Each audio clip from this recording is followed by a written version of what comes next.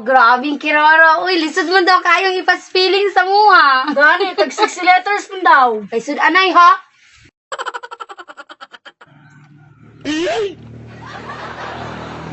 Ayo.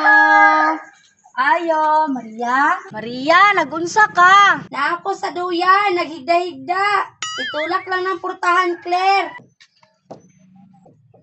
Ayo, yang Maria, uy. Ikaw ra isa dere? Okay, wala man sila si mama, naman sila gilakaw. Maria, wala ka nag-study? Kapoy, uy. Di magyapon ko kabalo. Glaay ko. Sigura ko Maria be. Uy, basi mabugto, mabugat niya kakaayo.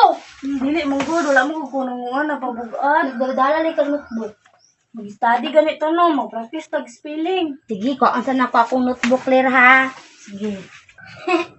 Ay, mag-spelling ta. Maria, kisa may una mo spelling na to. Ako, niya ikaw maista ko nung hay. Sige, sige. Ayog tanaw Maria ha. Magsulat sa ako gipay-spelling sa imo ha. Sige, kanang sayon ra ha. Kini ra day akong ipay-spelling kay tag 3 letters lang. Sayon ra kaayo. Sige Maria. Number 1. Spell the word bag. Number 2. Ayun sige panguyab Maria. Ang sawa na to pagkakatuon ani. Natulugon Spell the word dog. dog. Sige.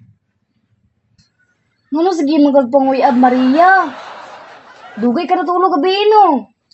Ilaay ko ba? Kura isa diri. Kapuya po ani, maglaab na lang ta. Na, usaw na ito pagkakatuon ani. Iya lang gud ta mag-study na pa manglaab tila ni Kirara. Sige. Malingaw pa ta. Sige. Dalaon lang nato ni. Tara. Para dito kasabuan ni ng purita ba. Ano Maria? Ako na Claire, kay sirado na ako kay kapapang ko mama. Dali Maria, kay basig ng ulan ba? Ansa ba? Sige, tara.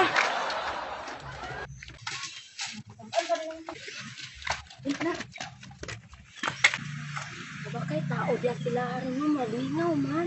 Gani no. Ikaw, ayaw ko niyo. Ikaw lang. Sarado man magulay tao. Ayo! Ayo!